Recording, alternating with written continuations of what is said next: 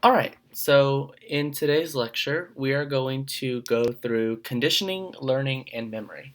And so this is chapters 6 and 7. So if you want to pause this in the middle of and focus just on chapter 6 and then come back into hearing about chapter 7, that's fine. But the reason why I lump these together is because these go hand in hand, learning and memory. So I'm presenting them together, but again, I believe that around slide 34 is when we start talking about memory. So feel free to pause or to just watch up until then and focus on chapter 6 if you'd like, but um, we'll go through both of these. Okay, so if you were to ask somebody to define what learning is, what would you say? So just think about it for a second to yourself, and how would you describe something like learning? Learning is one of those things where, in psychology, we have to operationally define these topics because they're not as easy to, study as something, explicit. So let's say in learning, would you consider a mouse doing better or worse on a task as showing signs of learning? And what we can say is learning is a relatively permanent change in behavior that is due to some experience, right? So you learn certain things, you experience something, and you change your behavior. Oftentimes, you would say that someone has learned something based on that experience. So there are different types of learning. You have associative learning, which is a subject, such as an animal or a human, forming simple associations between simply various stimuli, behaviors, or both. And so in this class, we'll focus on classical and operant conditioning. And then the other type of learning is cognitive learning, which is understanding, knowing, anticipating, or using information rich higher mental processes. So this type of learning is unique to humans. And although some animals engage in simpler forms of cognitive learning, pretty much this type of learning is unique to us. So classical conditioning, and I'm sure everyone may have heard of Ivan Pavlov by now, Pavlov's dogs, but we're going to discuss his claim to fame in terms of conditioning. So this is Pavlov's experiment. So a dog was presented with food, which led to the dog salivating. So the UCS stands for unconditioned stimulus. This is a stimulus that is present in the environment that is going to naturally elicit some response, the unconditioned response. So give a dog some food, the dog will salivate. The dog doesn't need to learn to salivate when presented with food. So it's unconditioned stimulus leading to an unconditioned response. So what Pavlov did was he then began to ring a bell. And this is originally a neutral stimulus. Because if you're just ringing a bell to a dog, nothing happens. The dog just sort of looks at you. But what Pavlov did was he began to ring the bell, and immediately after he placed the food and meat powder on the tongue and salivation occurred. So he timed it in very close succession. So while he presented the UCS, or the unconditioned stimulus, he paired it with a tone, or a bell, which is that neutral stimulus, in close timing.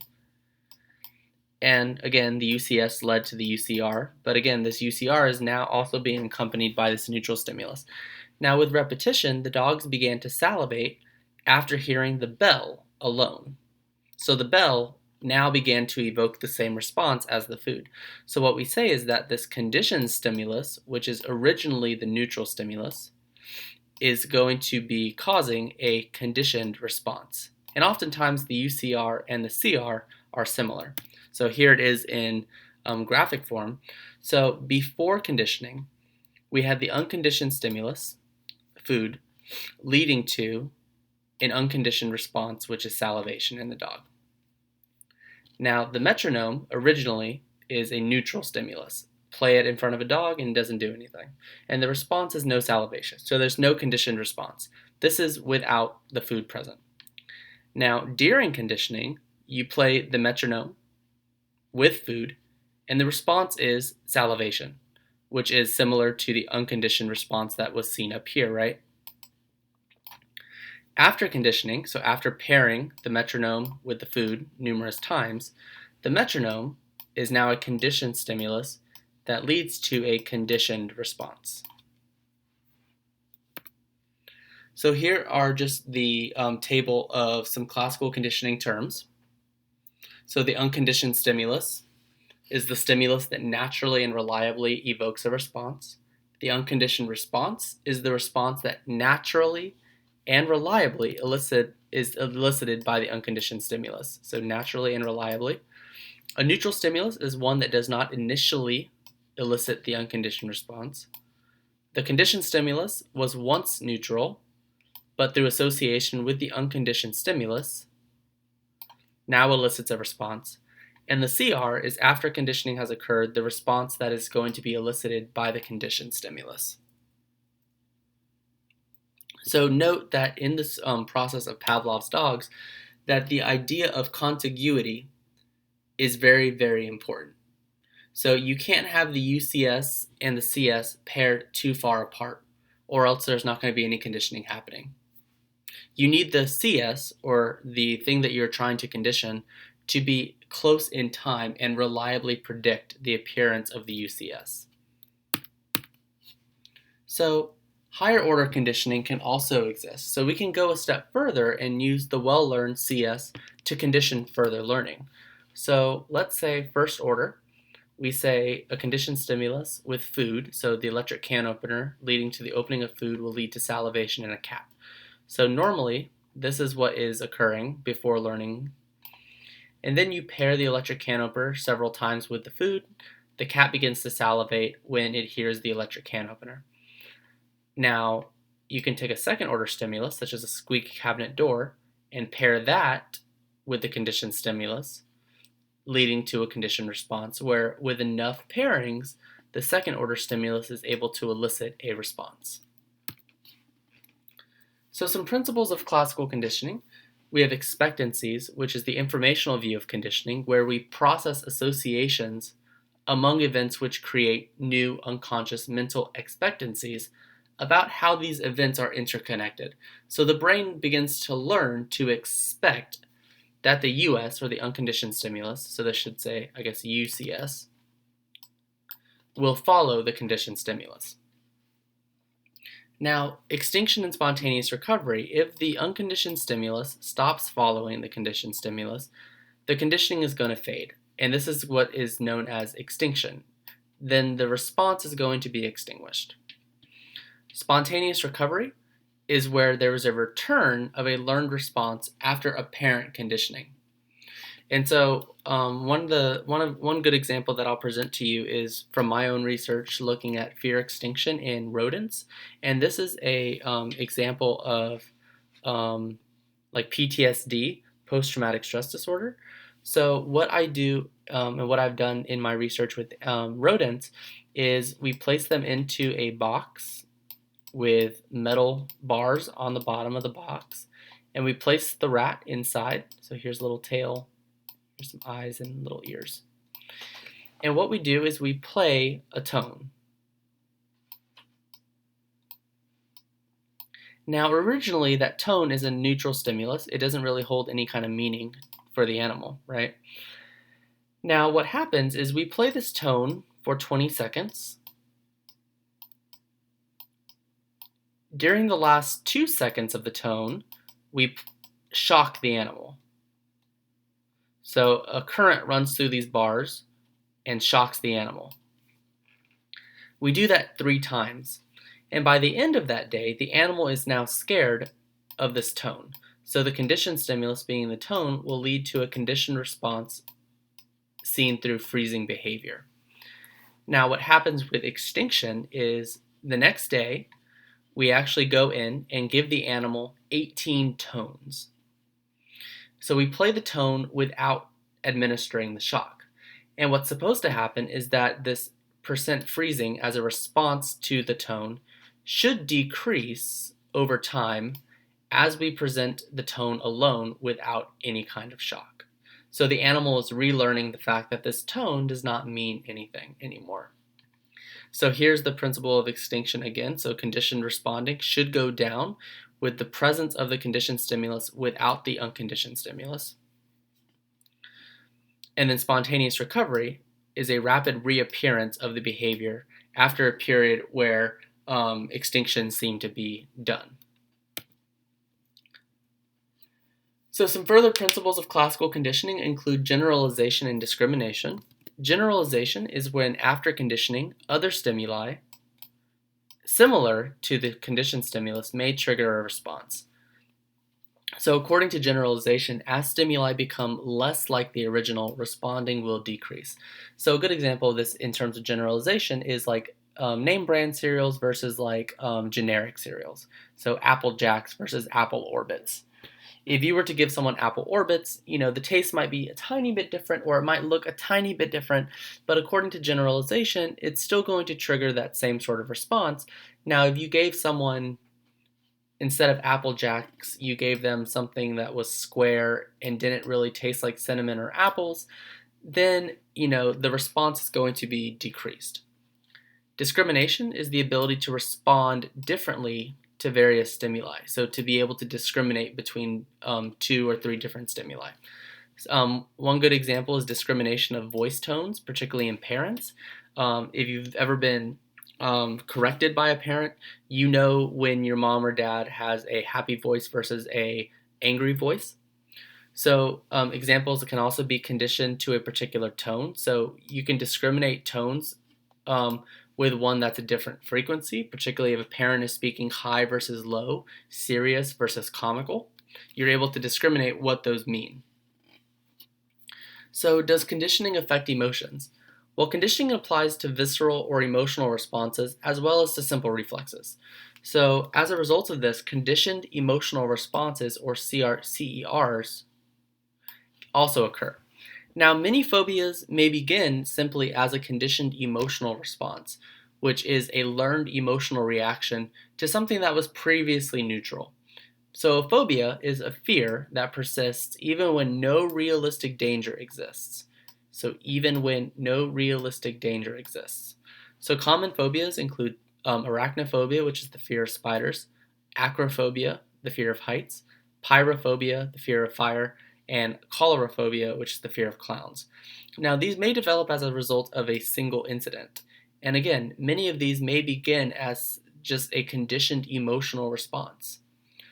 So stimulus generalization, which we just discussed, and higher order conditioning can spread these conditioned emotional responses to other stimuli. Now, one principle related to phobias is systematic desensitization, which is where we can reduce fear or anxiety by repeatedly exposing a person to emotional stimuli while the person is in a state of calm or relaxation. So you're systematically desensitizing them to that particular stimulus that is normally causing and eliciting an emotional response. You wouldn't want to necessarily, in terms of treating phobias, if someone's scared of spiders, just throw a spider on them, right? You don't really want to do that. You want to systematically desensitize them to this stimulus that is normally giving them some sort of emotional reaction. So vicarious or secondhand conditioning occurs when we learn to respond emotionally to a stimulus by observing another person's emotional reaction. So if you think about it, our parents and our environment may be playing more of a role than we think through vicarious conditioning. So if you think about it, no one is born prejudiced. No one is born with preconceived notions of other races or cultures. Members of our family and the environment are very influential on our thinking.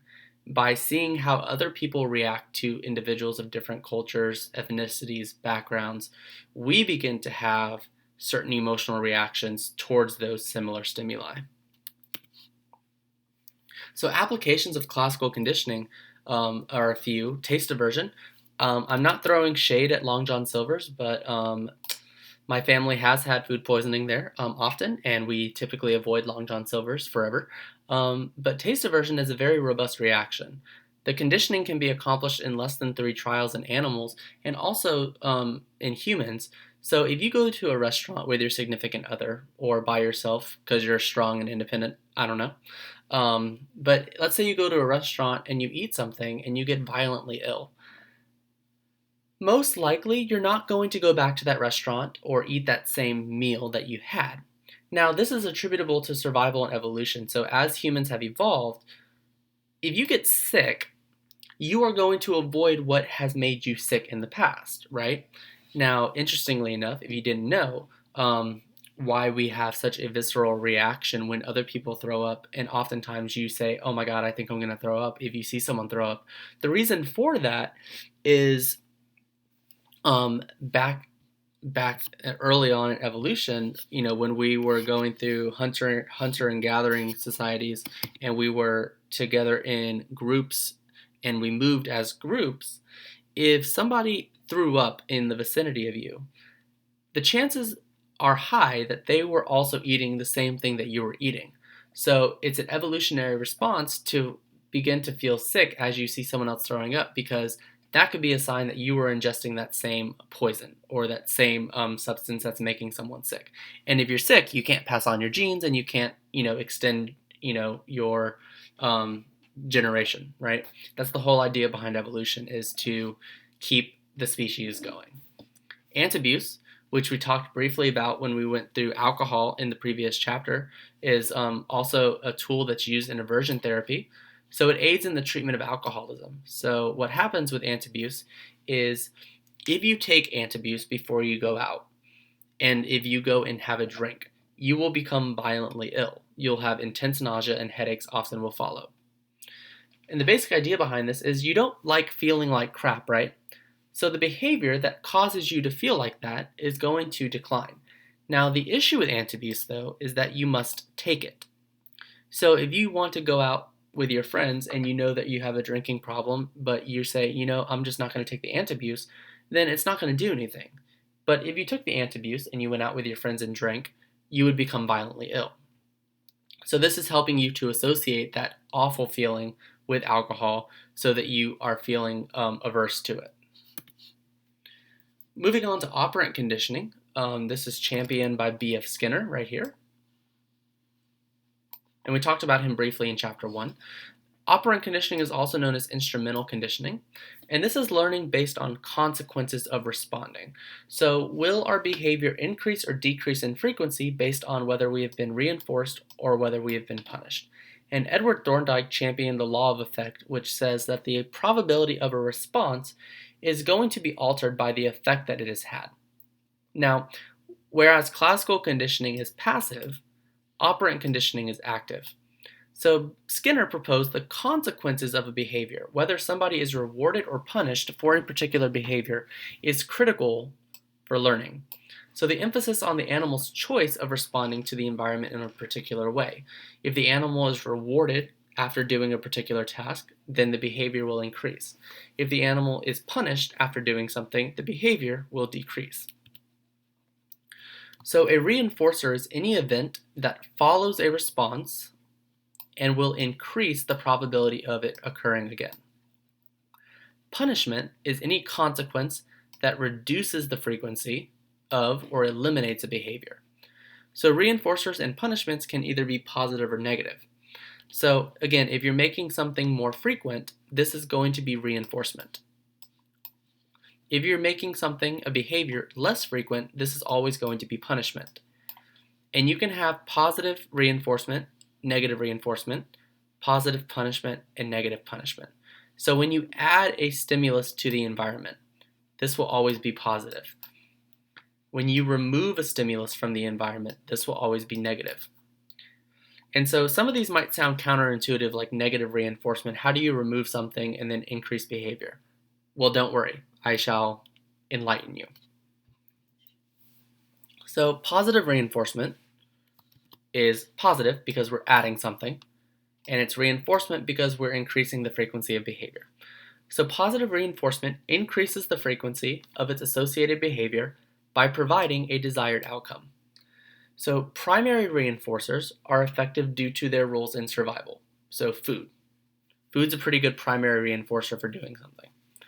Secondary reinforcers gain their value to influence behavior from being associated with things that we value, particularly things that we value. So these must be learned, such as valuing things like money, grades, or awards. So here's an example that your book provides of positive reinforcement. You put coins into a vending machine. You are presented with a pleasant or positive stimulus. So in the future, you put coins in vending machines in the future. I think that one's pretty lame. I mean, let's say if this was an in-person class and every time you raised your hand and answered a question, you were given a cookie. Every time you answer the question, you get a cookie. So you're probably going to raise your hand more often. That's an example of a primary reinforcer because it's food. Now, a secondary reinforcer would be if every time you raised your hand and answered a question in my class, I gave you a star. After you receive 5 stars, you can turn that in for a 1% point on your test. That would be a secondary reinforcer because you're able to accumulate those things and it holds value. So you're increasing someone's behavior, so you're increasing it by giving something to someone. That's positive reinforcement. Negative reinforcement. Negative means that we're taking something away. Reinforcement means that we are increasing the frequency of behavior. So increasing frequency. So negative reinforcement involves the use of an unpleasant consequence to increase the frequency of an associated behavior. So this increases the frequency of behavior that allows an organism to avoid some unpleasant consequence. Now, I think your book is really funny when it talks about this example. So in the middle of a boring date, you say you have a headache. You terminate the unpleasant stimulus, being the date, so this poor guy, and the frequency of behavior increases. You use the same tactic on future boring dates. This poor girl going on future boring dates, by the way. But I like my example better because it relates to real life that all of us have probably experienced one time or another. If you've ever been in a car and you have started to go without your seatbelt, which you should never do, you should always wear your seatbelt. If you attempt to move the vehicle without wearing your seatbelt, what happens? You get a loud, annoying buzzer or a beep in your car, and what do you do when you have that beeping noise? You put on your seatbelt, right? That's negative reinforcement. You're increasing the frequency of seatbelt wearing by taking away the unpleasant stimulus of an annoying beeping. That's a negative reinforcement.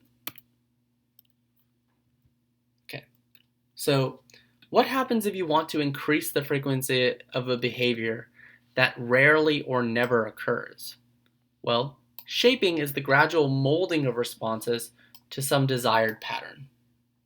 So, according to the method of successive approximations, these successive approximations to a desired response are reinforced during this period of shaping. And as training continues, you can use gradually more stringent requirements for reinforcement until the exact behavior occurs. So what you do is you start with simple behaviors and you build to something more complex. So a really good example is putting a rat into a Skinner box.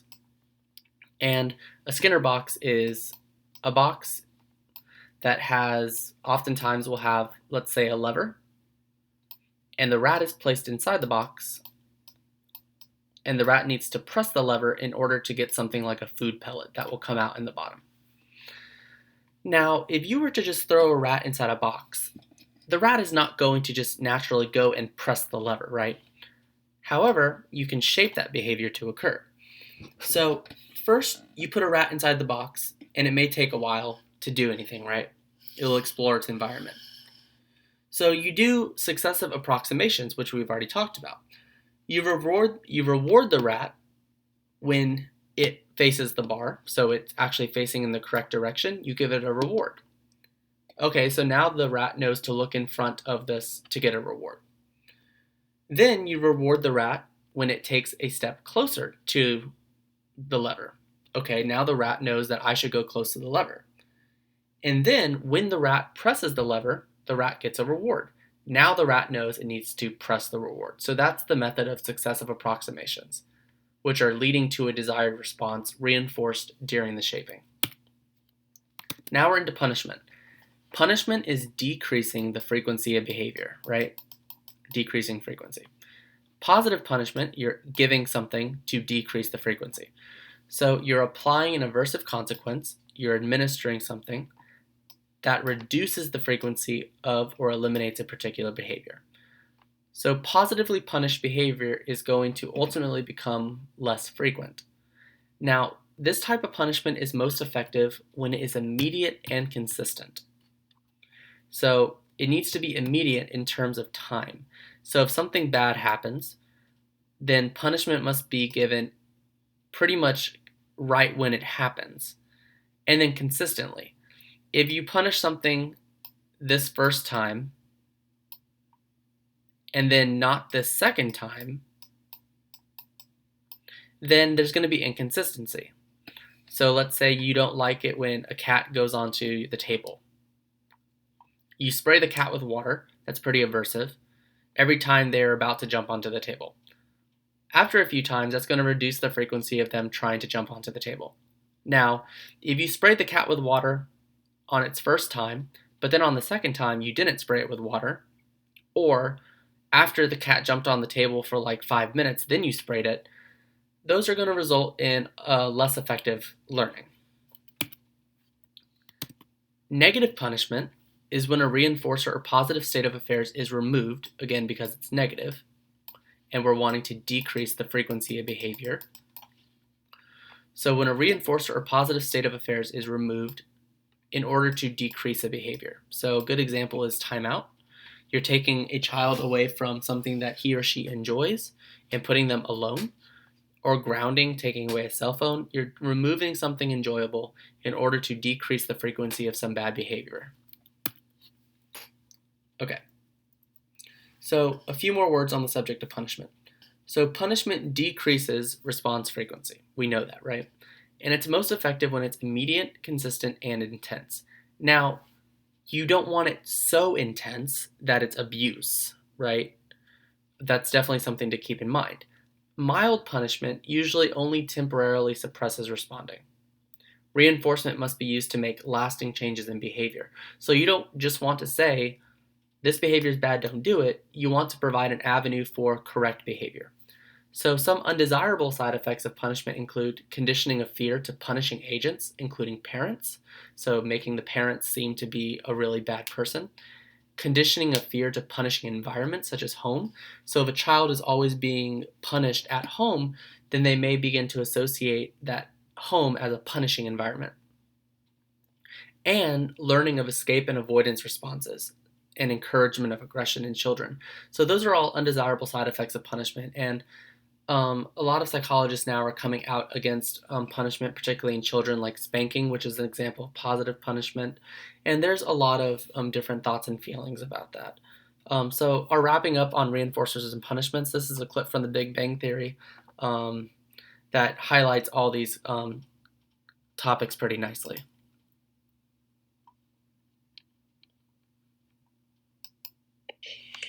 Are you finished? Well, thank you. How thoughtful. Would you like a chocolate? Yeah, sure. Thanks. Oh, sorry, Sheldon. I almost sat in your spot. Did you? I didn't notice. Have a chocolate. Thank you. Positive reinforcement. You're here a lot now. Oh, am I talking too much? I'm sorry. Zip. Thank you. Chocolate? Yes, please.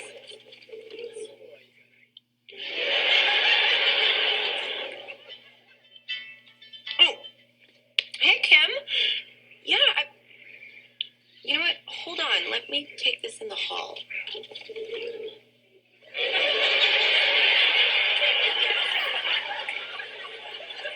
You'll never guess who they got to replace you with. Okay. I know what you're doing. Really? Yes. You're using chocolates as positive reinforcement for what you consider correct behavior. Very good. Chocolate?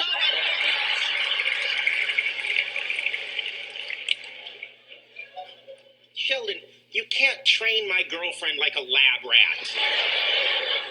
Actually, it turns out I can. Well, you shouldn't.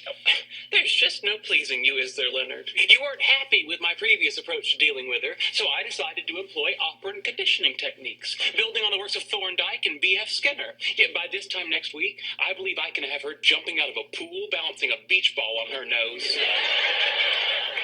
No, this has to stop now. I'm not suggesting we really make her jump out of a pool. I thought the bazinga was implied. I'm just tweaking her personality, just sanding off the rough edges, if you will. No, you're not sanding Penny. Are you saying that I am forbidden from applying a harmless, scientifically valid protocol that will make our lives better? Yes, you're forbidden. Bad, Leonard. You know, using positive reinforcement techniques, I could train that behavior out of her in a week. No, If you let me use negative reinforcement, I can get done before we go to bed. you're not squirting her in the face with water. No, of course not. We're talking very mild electric shocks. No tissue damage whatsoever. Forget it. Oh, come on. You can't tell me that you're not intrigued about the possibility of building a better girlfriend. I'm not. Penny's qualities, both good and bad, are what make her who she is. You mean like that high-pitched, irritating laugh? Yes. You wouldn't prefer a throaty chuckle? You're not changing how Penny laughs. No, that would be incongruous. I was going to lower the whole voice to a more pleasing register. Sorry, guys. That girl is freaky. Come again? Freaky. Freaky? Yeah, freaky.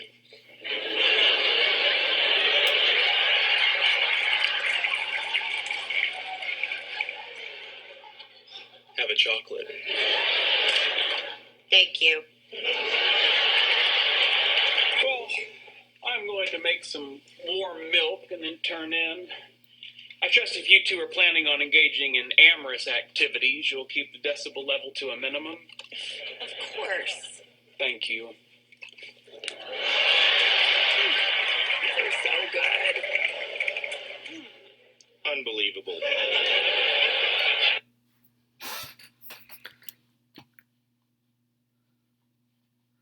So I hope that you got some enjoyment out of that, and hopefully you were able to spot a lot of the discussion points that we've already been making.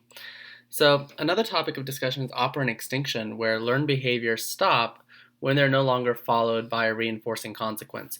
Now, all of us have been in this situation where we've either seen some child be very explosive, or we've seen some parent give the child attention.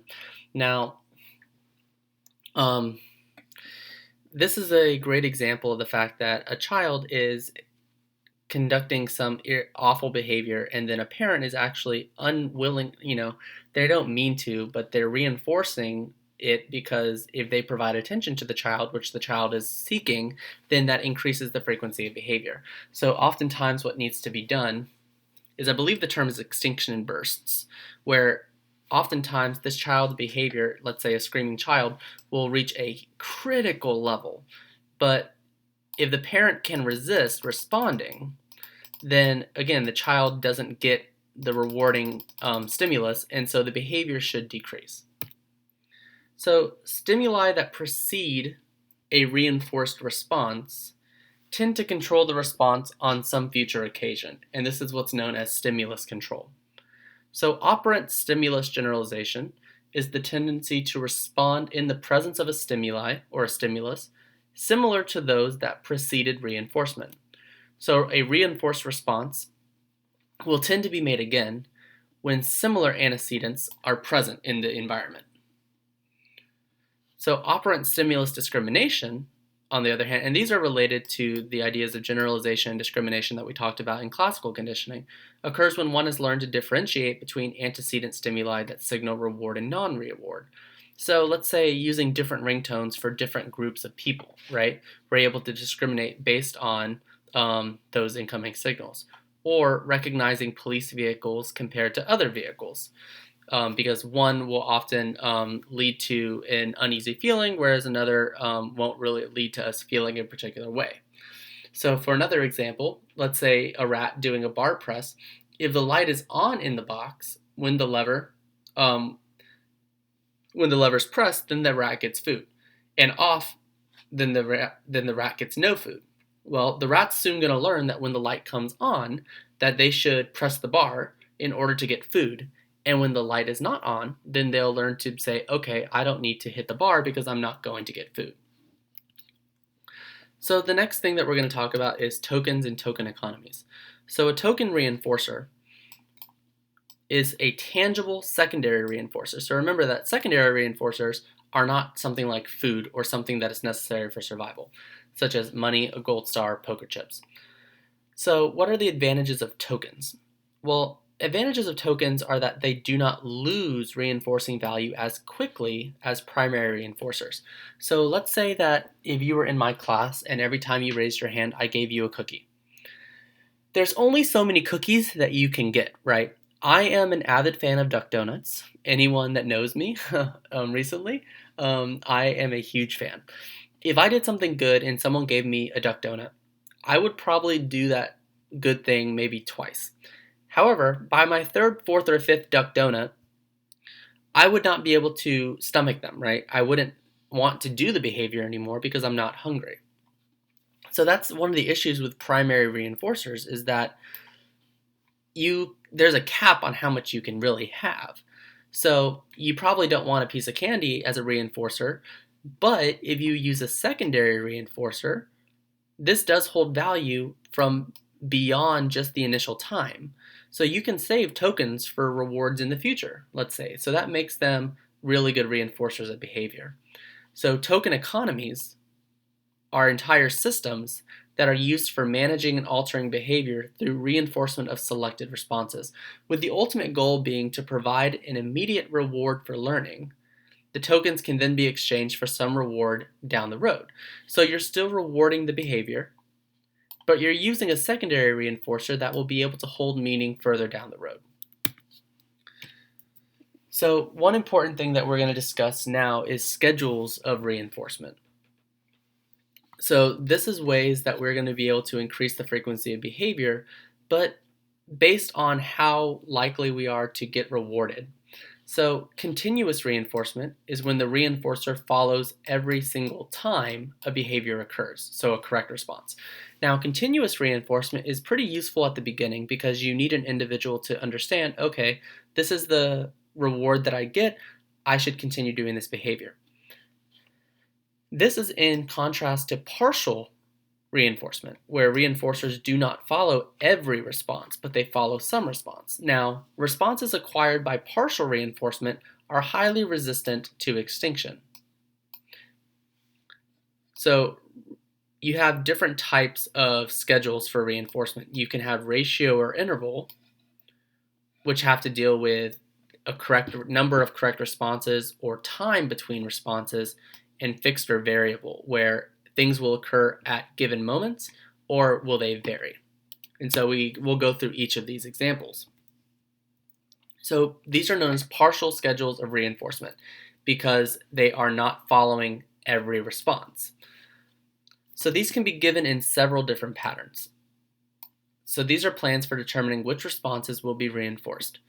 We have fixed interval, fixed ratio, variable interval, and variable ratio. And we have slides, obviously, for each of these that we'll discuss. So fixed ratio schedule reinforcement is when a set number of correct responses must be made in order to obtain a reinforcer. So ratio is responding here to the number or to a response that must be made. And fixed is saying that there is some set number that must be done. So the ratio of reinforcers to responses is fixed. So fixed ratio 3 is every third response is reinforced. It's fixed, meaning that it's every third, and it's ratio due to a response that must be made. A fixed ratio 10 schedule is every 10th response is reinforced.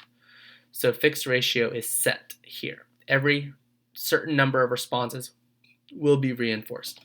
Now, fixed ratio schedules produce very high response rates because an individual knows how much to do in order to get those to get that reward. The next is variable ratio. Now, variable ratio, if you've ever heard of gambling, Las Vegas, casinos, this is championed in casinos. So variable ratio is when the number of correct responses that must be made in order to get a reinforcer is varied, meaning that it's not always a certain number. So ratio is, again, you have to make a response or you have to do an action, but variable is saying that the number of correct responses needed in order to be rewarded is going to be different. So a variable ratio 4 schedule, this is being rewarded every fourth response on average. So it could be after one response, it could be after 125 responses. The idea is that overall on average, it's a particular number. So the average is important here. So here in our little diagram, variable ratio, you could have this number of responses needed, a similar amount, but then up here you might get reinforced in a very quick succession. Now, variable ratio schedules tend to produce greater resistance to extinction. And I want you to think about this for a second. Why would you think that this is the case? This is the gambler's dilemma, right? If you're sitting at a slot machine or you're sitting at some sort of gambling table, you don't know whether or not that next pull of the lever is going to be your winning lever pull, right? You just don't know. It's variable. You could be making a lot of responses with no reinforcer, but then maybe that next time might be when you get reinforced. Okay, so those are ratios. Now we're into intervals. Intervals have to deal with time. So reinforcement in a fixed interval schedule is given only when a correct response is made after a fixed amount of time has passed. So the time interval is measured from the last reinforced response. So a fixed interval schedule is the first correct response made after the time period has passed is reinforced. So let's say a fixed interval 30-second schedule. The rat has to wait 30 seconds after the last reinforced response before pressing the bar will yield reinforcement. Now these produce moderate response rates. So it's fixed in the instance that it is a given period of time that is going to be needing to pass before reinforcement is given. So it's the same time each time. This is in comparison to variable interval, where this is a variation on the fixed interval schedule where reinforcement is given for the first correct response after a varied amount of time has passed. So just like we talked about variable ratio, where there's a varied number of responses needed, here it's a varied amount of time. So a variable interval 30-second schedule is reinforcement is available after an interval that averages 30 seconds. So it could be 45 seconds, it could be 30 seconds. So this produces slow and steady response rates and tremendous resistance to extinction because there's no way for you to reliably predict it. So a few good examples are checking inboxes for important emails or fishing. Fishing is a really good example of a variable interval. You don't know how much time you're going to be freaking spending on a boat trying to get this fish, right? You don't know. It's variable. So you might be able to catch a fish after 15 minutes or be catching a fish at the end of a 6-hour day when you've been on the boat since 6 a.m., right? You don't know when that reinforcement or that fish is going to come. And so those are our schedules of reinforcement. Fixed ratio, fixed interval, variable ratio, variable interval. Ratios are dealing with the responses. Intervals are dealing with certain amounts of time. Okay, so cognitive learning refers to our understanding, knowing, anticipating, or otherwise using information-rich higher mental processes. Remember, this is characteristic of humans. So this includes memory, thinking, problem solving, and language beyond basic just conditioning. So latent learning is learning that occurs without obvious reinforcement and that remains unexpressed until reinforcement is provided. So this was done by Tolman, particularly in the early 1900s. So in Tolman's work, we had two groups of rats.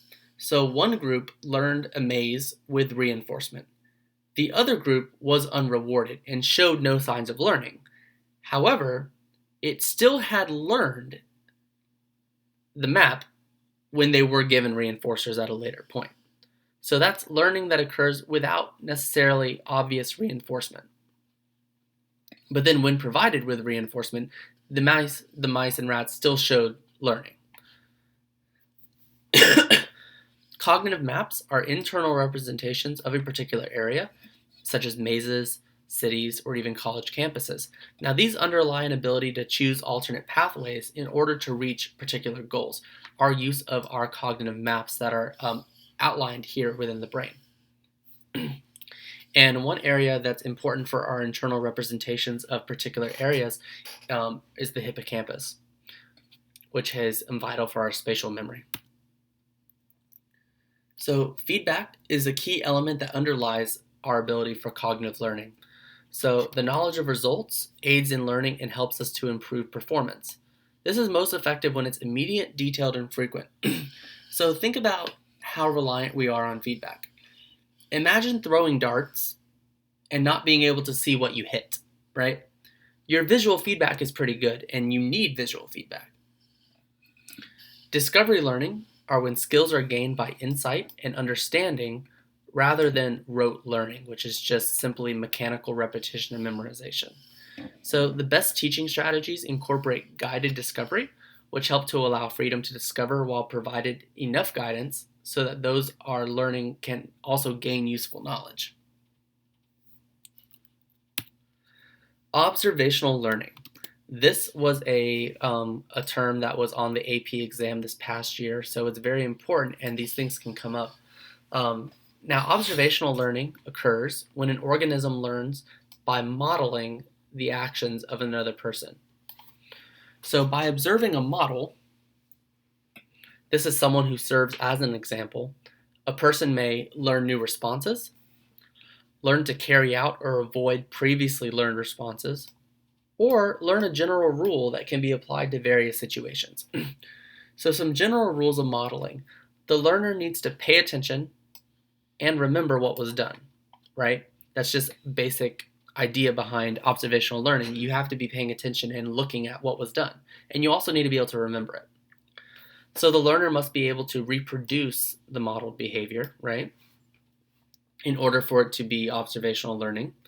And if a model is successful or rewarded for their response, the learner is more likely to imitate the behavior. So normal reinforcement or feedback determines whether it will be repeated. So let's say something like observational learning.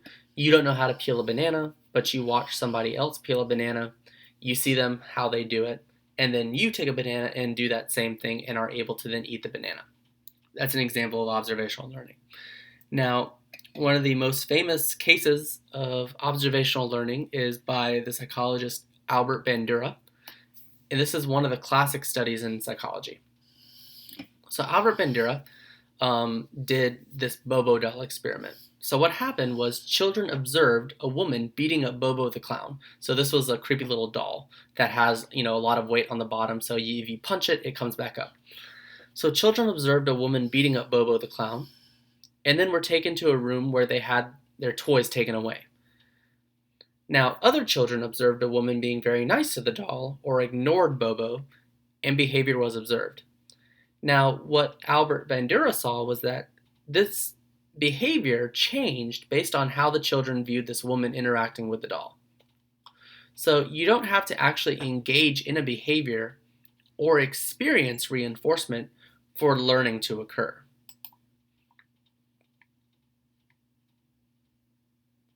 It's 1961. You're wandering around Stanford University looking for a sandwich or something when you happen to walk by a particular room in a particular lab and see something a little unnerving. Namely, you find a woman punching an inflatable clown named Bobo in the neck. Over and over in its neck. This was the lab of legendary psychologist Albert Bandura, and in 1961 he was studying one of the most important phenomena in psychology. See, while that woman was throttling that big inflatable clown, there was a child watching her, and after about 10 minutes of observing this clown-beating display, the kid was taken to a room full of fun toys, which were soon taken away, and then the frustrated kid was left alone with Bobo, and Bandura watched what happened. And yeah, what happened was kind of scary. Kids who watched the woman beating the clown were much more likely to mimic her aggression, kicking, punching, throwing, even attempting to maul Bobo with a hammer.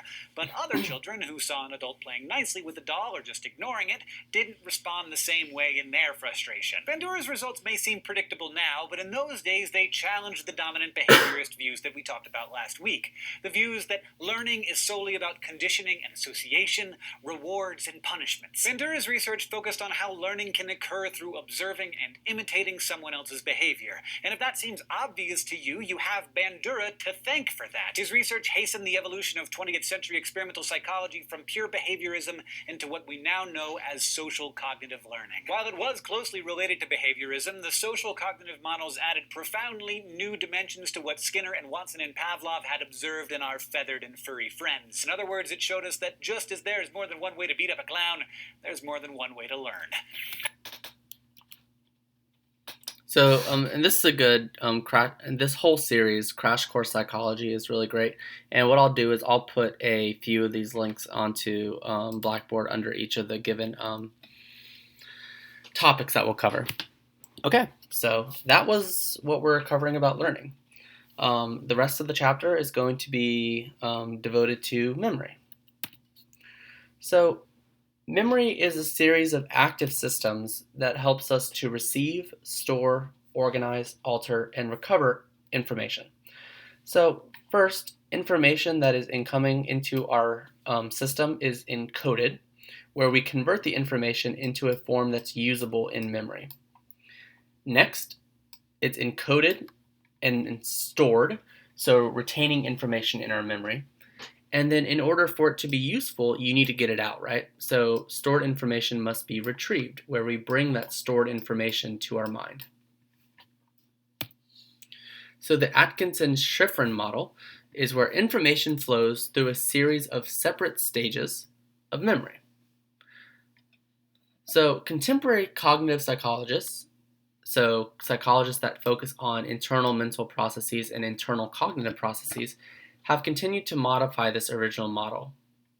So while retaining the basic ideas that memories can be stored for very different time periods and that control processes help to influence the system. So we have some sensory input that will then be sensory memory. This is easily led to forgetting, but if we pay attention to something, this can be placed into our short-term memory. Now, if we rehearse this with enough times, we can maintain this in our short-term memory. So think about hearing a phone number on a radio ad, and it says, call the number that we're saying, blah, blah, blah, blah, blah. Well, to remember that phone number, you'll often rehearse it enough times. Once you dial that number, you'll forget it, oftentimes, right? Now, if you focus on something, rehearse it, and actually apply it and learn it, that's said to go into long-term memory. And then when you need to retrieve it, it will go back into short-term memory, where you can then manipulate that information and it can go back into long-term memory or be forgotten. Not as easily into the forgotten category, but something like remembering your mother's phone number. And originally, it's pretty short-term, but you rehearse it enough times and place an emotional tag on it, it can go into long-term memory. So the types of memory are sensory memory, where information is first automatically encoded. This can hold an exact copy of what we're sensing in our environment for only a few seconds or less. Now, we're normally unaware of sensory memories, so this stores information just long enough to be retrieved and encoded into short-term memory. Short-term memory stores small amounts of information for short periods of time. We're consciously aware of short-term memories for about a dozen seconds or so. Now, working memory is when short-term memory is combined with other mental processes, including like it's essentially a mental scratch pad. So, working memory is when we are working with the information that's not quite yet in long-term memory, but can still be manipulated. So, long-term memory is where important or meaningful information from short-term memory is then encoded and is able to be retrieved. So it acts as a lasting storehouse for knowledge. This contains everything we know about the world around us, and there's no limit to our long-term memory. However, the issue arises particularly like in diseases that affect memory, including Alzheimer's disease, about how to correctly encode information, but also how to actually retrieve the information. So, short-term memory. Maintenance rehearsal can aid in keeping information in our short-term memory for longer periods of time, such as remembering phone numbers, simply rehearsing them. Without maintenance rehearsal, memories in our short-term memory quickly fade. So if I were to ask you to remember a phone number, and then you weren't allowed to rehearse it, it is very likely that you would not remember that phone number. Short-term memory is very sensitive to interruptions or displacement. So if I were to give you a number, let's say I gave you the number 510-698-7482, and I already gave it to you right now, and I said, okay, remember 510-698-7482. And after I gave you that number, I started playing music, I started asking you to do math problems, I started to ask you to do questions. You are not going to be able to retain that information. However, if I gave you that number and I told you to repeat it multiple times, you're more likely to remember that sequence of numbers. Rehearsal increases the chance of that information being able to be stored into long-term memory, hence being able to be. Just because you repeat something enough times doesn't mean you're going to consolidate it and place it into long-term memory. However, rote learning is not the best way of studying. Rather, one should use elaborative processing, where you relate the information to already existing memories, experiences, and questions in order to remember something. So, particularly like in studying psychology or studying any kind of subject, if you are able to elaborately process that information, you're more likely to remember it, rather than just rote memorization. So, our short-term memory does have a capacity, and this is what's known as Miller's magic number, which is 7 plus or minus 2 information bits. Now, there are a few ways to get around this memory capacity, but on average, individuals are able to remember 7 plus or minus 2 things, let's say. Now, through the use of chunking, we can typically get around this. So chunking is a technique that allows us to be able to increase the efficiency of our short-term memory. So if I were to ask you to remember this string of letters, FBICIANYCUSALSD, and I were to just give you the string of numbers, there is 1, 2, 3, 4, 5, 6, 7, 8, 9, 10, 11, 12, 13, 14. There's 15 letters here. Now that falls very high above Miller's magic number, right? However, what chunking allows us to do is to break these into meaningful chunks. So if I were to break these into chunks, FBI, CIA, NYC, USA, LSD, now I'm only having to remember 5 things. So we're able to increase the efficiency of our short-term memory if we're able to chunk information together into meaningful bits. Working memory involves the active manipulation of information. So remember when we talked about that earlier on, we said that short-term memory is combined with other mental processes. So we're working with this information. Working memory is seen as more complex and allows for multiple processes to occur simultaneously. And there are different divisions of working memory, such as our visuospatial sketchpad, which helps to hold visual and spatial information. So if you're looking at something and learning something, there's often visual and spatial information that goes with that. The phonological loop is responsible for verbal and auditory information. So if you're listening to someone speak or you're watching somebody talk, episodic buffer helps to provide a mechanism for combining information that is then stored in long-term memory episodic, relating to our type of memory that has to deal with placing it into context of time, and then the central executive, where parts of our prefrontal cortex and anterior cingulate cortex are playing roles in being able to manipulate and pay attention to that information.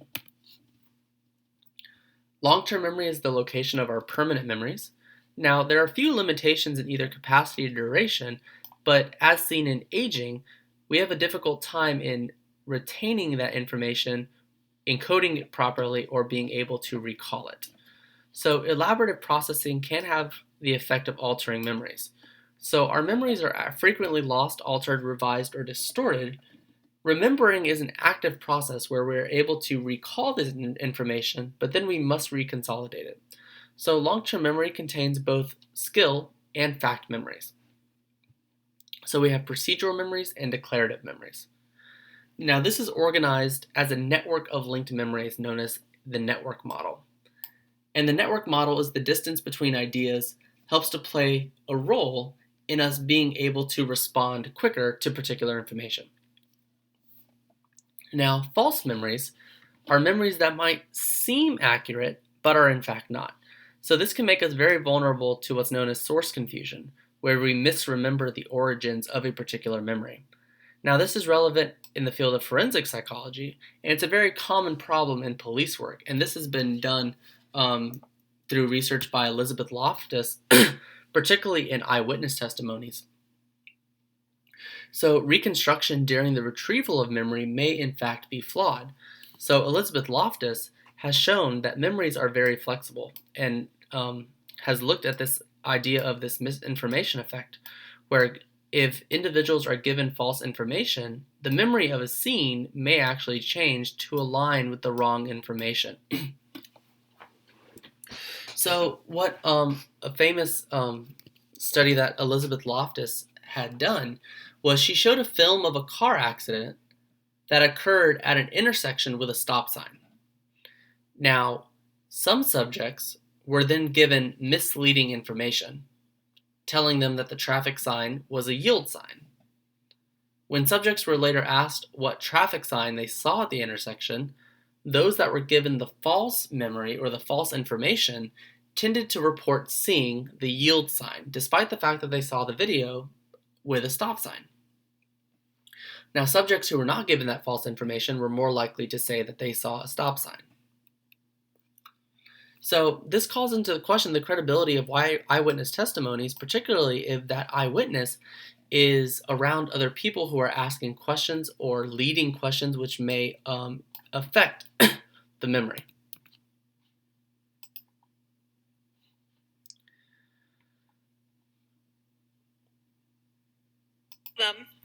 I don't study when people forget.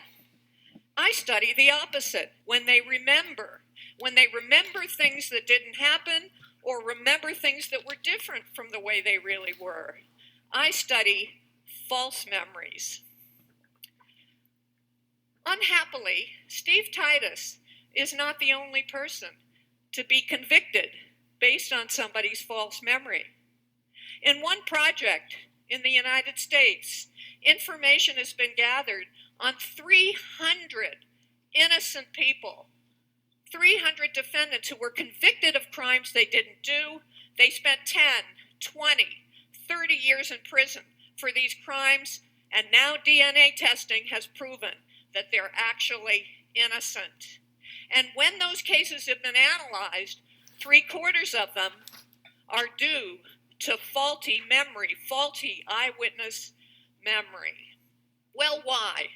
Like the jurors who convicted those innocent people and the jurors who convicted Titus, many people believe that memory works like a recording device. You just record the information, then you call it up and play it back when you want to answer questions or identify images.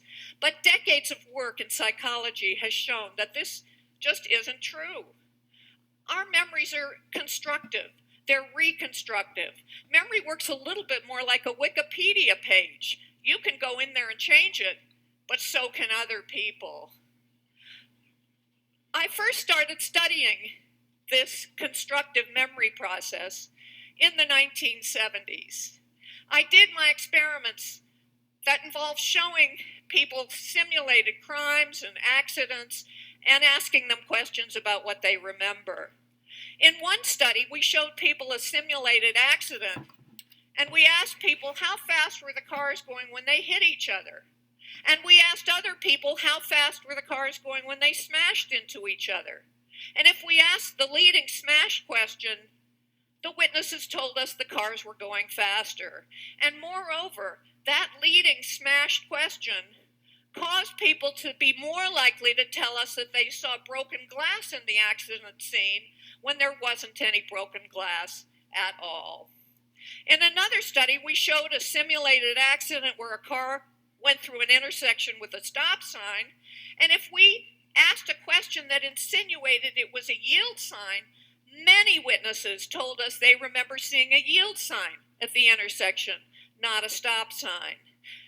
And you might be thinking, well, these are filmed events. They're not particularly stressful. Would the same kind of mistakes be made with a really stressful event? In a study we published just a few months ago, we have an answer to this question.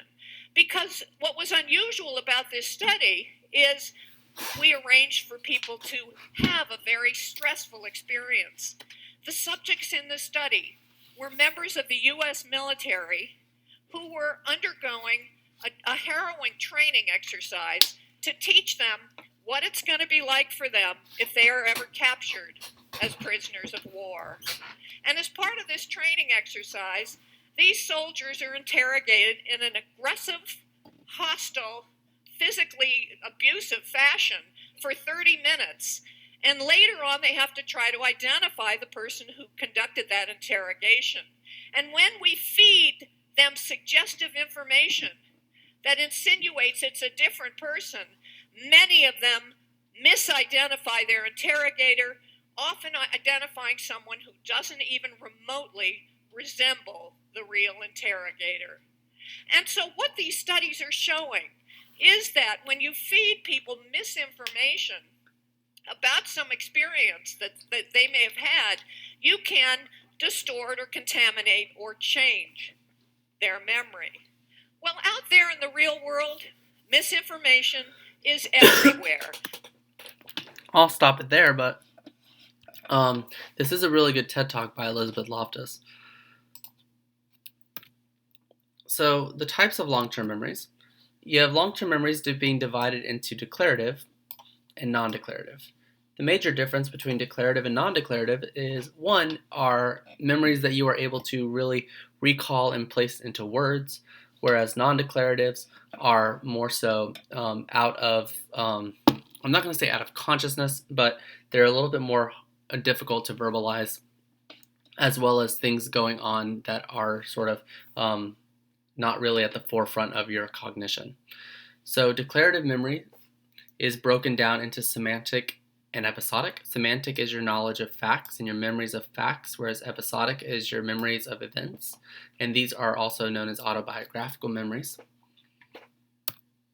So declarative memory is memories that can be expressed as words or symbols. You can think about them as you're able to declare what these are. These are also known as explicit memories. Semantic memory is your memory of general knowledge, word meanings, and facts. So basically like a mental dictionary or encyclopedia of basic knowledge. So who was the first president of the United States? What is the capital of Virginia? What is the capital of the United States? Things like that. Episodic memory is your memory of personal experiences. This is an autobiographical record of your personal experiences. So something like, can you remember your 16th birthday? These memories are about the what, when, and where of our lives. So unless these are important, they can be forgotten pretty easily. Not easily, but forgetting some episodic memories can pave the way for semantic knowledge.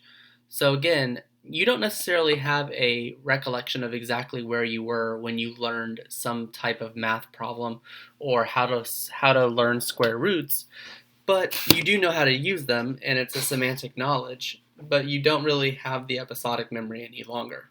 And that's fine. Non-declarative memory is also known as implicit memory. And these include procedural memory, classical conditioning, and priming.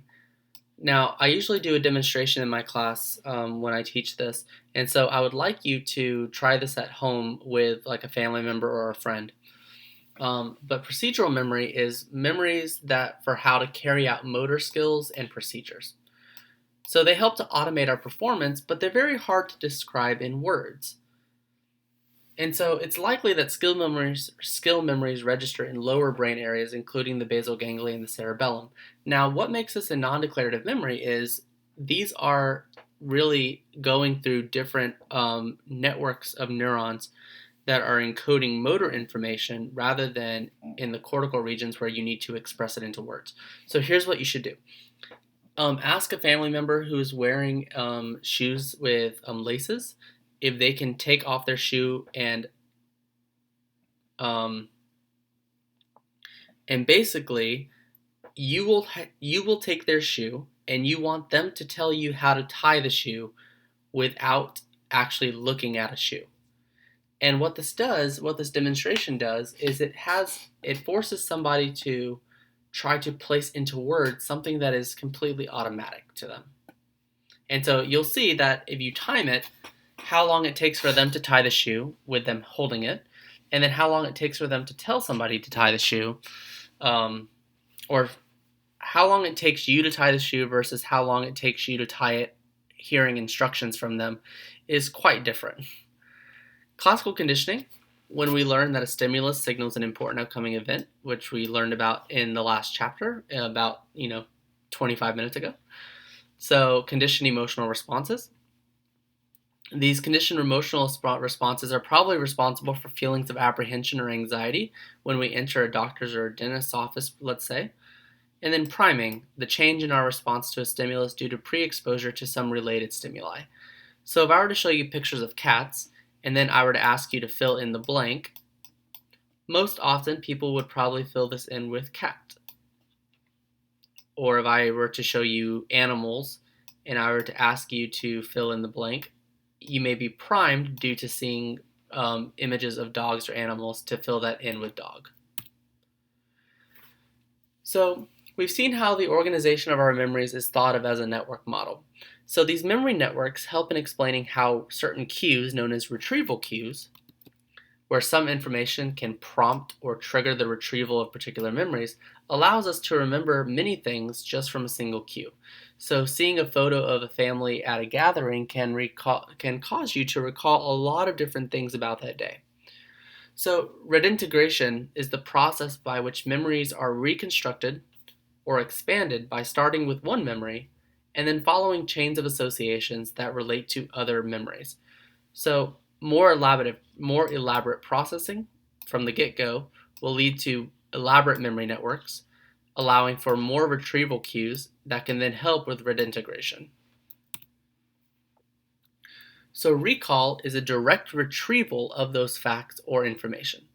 Now, the order in which information is learned also has an effect on whether you'll be able to recall it. This is known as the serial position effect. And the serial position effect says that we have better recall for the first few items in a list, and this is known as the primacy effect. This is believed to result from the storage of these items in an empty short-term memory, allowing us to rehearse them and move them into long-term memory. And we have better recall for the last few words on a list, and this is known as the recency effect. Items remain in working memory at the time when we need to recall them. So let's say your significant other gives you a grocery list of, let's say, 10 things. 1, 2, 3, 4, 5, 6, 7, 8, 9, 10. And you don't take that list with you. If you were to be told this list, say milk, eggs, butter, cheese, tomato, salmon, pasta, rice, garlic, ketchup. According to the serial position effect, you're more likely to remember the first few items in a list and the last few items in the list. This middle is not necessarily lost. However, you're less likely to remember it. So the probability of recall being on the y-axis, you have a very high probability of recall for the first few items in a given list. And you have a higher probability of remembering and recalling the last few items of the list. And this is known as the primacy and recency effect, respectively. And you're supposed to say, okay, the position in the list that lies within the middle has a lower probability compared to the items at the beginning and the end. And that's known as the serial position effect.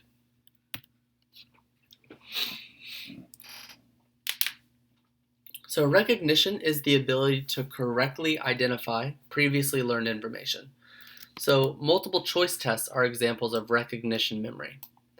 Now these are usually superior to recall. So if I were to ask you which brain region is responsible for, or which lobe is responsible for planning, attention, and decision making, and I were to give you the choices of A, frontal lobe, B, temporal lobe, C, occipital lobe, or D, parietal lobe, you would see the options and you would be able to recognize that A, frontal lobe, is correct. Now, I can make that same question a recall question, and I could say, name the lobes of the cerebral cortex and give me a function of each. Oftentimes, students will prefer and also be able to do better on the multiple choice form of those questions. Now, mistaken eyewitness memories can be caused by distractors, such as false items included with an item that is needing to be recognized. So,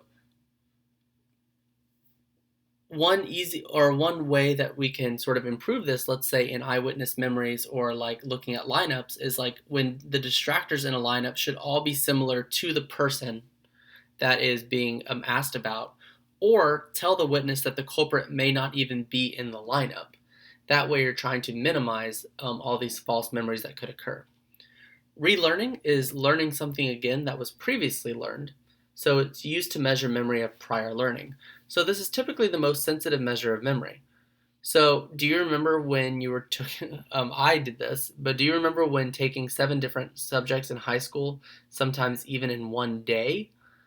So we can relearn things quickly if trying to learn it at a later date, based on the principle of relearning. Now, what happens when memory retrieval fails? Now, this can occur when information that resides in memory is nevertheless not retrieved. So we have an inability to retrieve memory. Now, this can occur due to lack of retrieval cues, such as the presence of appropriate cues being able to aid in memory retrieval, but we just don't have those retrieval cues. Odor is a particularly powerful retrieval cue for emotional memories, and it has to deal with the connectivity of not only the hippocampus but also the amygdala, storing emotional cues. Memory can also be affected in state-dependent manners, so the bodily state that exists during learning also can be a strong retrieval cue for later memory. Now, there have been studies done with state-dependent learning where individuals who learn a list of words on land versus underwater, so scuba divers, and then they're tested in the same environment that they learned the list versus underwater or on land, and they see that independent or individuals who learn the information in one state are better able to recall it in that different area or in that same area. Now, new learning also can interfere with the ability to retrieve previous learning, and these are known as retroactive and proactive interference. Retroactive interference is the tendency for new memories to interfere with the retrieval of old ones. So an example of retroactive interference may be to learn a list of telephone numbers, and then the next day learn a list of social security numbers, and then be tested on the phone numbers. So if you learn the list of telephone numbers and that becomes an old memory, and then I make you learn new social security numbers and then test you on those old memories, that would be an example of retroactive interference, where your ability to retrieve previously learned information would probably be diminished. Proactive interference is the tendency for old memories to interfere with the retrieval of newer memories. An example of proactive interference may be, let's say, cramming for an economics exam and then your psychology class.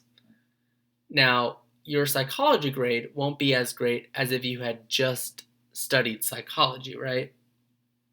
So the tendency for the old memories that could interfere with the retrieval of newer memories that you've made. So, transfer of training. So now we're speaking about skill learning. So you have positive transfer and negative transfer. Positive transfer takes place when the mastery of one task aids in the mastery of a second task. So let's say trumpet and a violin player want to learn guitar or Mandarin. So the violin player will probably pick up mandolin or a guitar instrument, or a stringed instrument rather, pretty quickly due to positive transfer. So the mastery of playing the guitar or the mastery of playing the violin will aid in the mastery of another stringed instrument more likely than someone who is playing like a wind instrument or like the trumpet. Negative transfer is when skills developed in one situation actually conflict with those required to master a new task. And these are most likely to occur when a new response must be made to an old stimulus. So, a pull-type handle on a door that needs to be pushed open. So, skills that you learn to develop in one situation or under the one type of handle conflict when you actually need to do the opposite action. Another example is reversing a car and reversing a car with a trailer attached, because putting the wheel to a certain direction without the trailer attached will move the car in one direction. But if you put a trailer onto the car, it will actually need to be moved in the opposite direction. Now, also discussing memories, repression versus suppression. Repression is motivated forgetting. So through repression, painful, threatening, or embarrassing memories are held out of consciousness. So soldiers repressing war memories. Now, suppression is an active conscious attempt to put something out of mind. So what's the difference? So when memory is repressed, we may be unaware that forgetting has even occurred. But suppression is our conscious attempt to get rid of a particular feeling. So suppressing hunger pangs in order to get through a lecture. Memory of child sexual abuse are sometimes repressed, so held out of consciousness. So suppression is active conscious attempts to keep something out of mind. So let's go into the brain a little bit. So amnesia is a general term for a deficit in memory caused by either brain damage, disease, or trauma. Now that was taken from Wikipedia. Wikipedia is fine as long as you're giving credit to it, and Wikipedia is, often correct, but just take it with a grain of salt. There are two types of amnesia, retrograde and anterograde. Retrograde amnesia involves forgetting events that occur before an injury or a trauma. Anterograde amnesia involves forgetting events that follow an injury or trauma. Also, anterograde amnesia is the inability, depending on severity, it's the inability to form new memories. So retrograde, so let's say here is a timeline. Let's say you have an injury that occurs at this moment. Retrograde amnesia would be the inability to remember stuff prior to that injury. Anterograde amnesia will be the inability to form new memories from that injury. Consolidation is the process by which relatively permanent memories are then formed in the brain. So recent memories are easily disrupted compared to older memories. And the hippocampus is an important brain structure that is associated with not only emotion, but also the transfer of information from short-term memory to long-term memory. Now, patient HM is a particularly interesting case study in psychology and neuroscience. So patient HM, to eliminate severe epilepsy, actually had a large portion of his brain removed on both sides. So he actually had the medial temporal lobes partially removed on both sides. And with that, it took out a large amount of the hippocampus. So in HM's case, his name was Henry Molaison, he actually was unable to form new explicit memories. His skill learning, though, his procedural memory, still remained pretty intact, but he was unable to recall consciously that he was learning these skills. So one thing that HM was able to learn was trace drawings. So a mirror trace drawing. So here's a mirror, and then here's a table. And what HM would have to do is learn to trace a particular shape by looking in the mirror. Now, over time, he got better at tracing that shape. Over time, he got better at tracing the shape, but if you had asked him, if he remembered learning how to do it, he would say no, because learning to do the task and being able to put into words that event or that memory of that event, that learning, that's explicit memory, whereas actually doing the task is procedural or implicit. Flashbulb memories are when especially vivid images that appear to be frozen in time at times of emotionally significant personal or public events. So we tend to place greater confidence in these flashbulb memories. However, they can sometimes not be the most accurate. Now, one example of flashbulb memory is like 9/11. A lot of individuals remember exactly where they were when they learned of that tragedy. The limbic system is activated under powerfully exciting or stressful experiences. So these structures aid in processing emotions, and heightened activity can actually intensify memory consolidation. So what's going on at the neural level? So different parts of our brain are active when we use different types of memory. And we've already seen that when looking at episodic versus procedural, but also episodic versus semantic.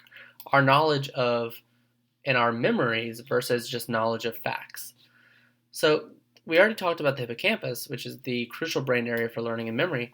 The hippocampus handles memory consolidation. So once declarative long-term memories are formed, they appear to be stored and retrieved in the cortex. Long-term procedural memories, on the other hand, are stored in subcortical units, subcortical circuits rather, such as in the cerebellum and the basal ganglia. Now, Eric Kandel studied the marine snail Aplysia, and learning in Aplysia occurs when certain nerve cells in a circuit alter the amount of transmitter chemicals that it releases. And Eric Kandel studied Aplysia in learning, particularly through classical conditioning of stimulation of the gill and the siphon of the snail, and being able to enhance or decrease responses of these gill withdrawal reflexes. So learning can alter these cells and the connections that they make and the amount of transmitter that is sent out. So Kandel also studied long-term potentiation, which is the brain mechanism used to form long-lasting memories by strengthening connections between neurons that become more active at the same time. So that was a whirlwind, right, between learning and memory. I hope that you enjoyed the lecture. Hopefully you got a good chuckle out of some of the examples. And the next segment that we'll be covering is cognition and intelligence. So I'll see you then.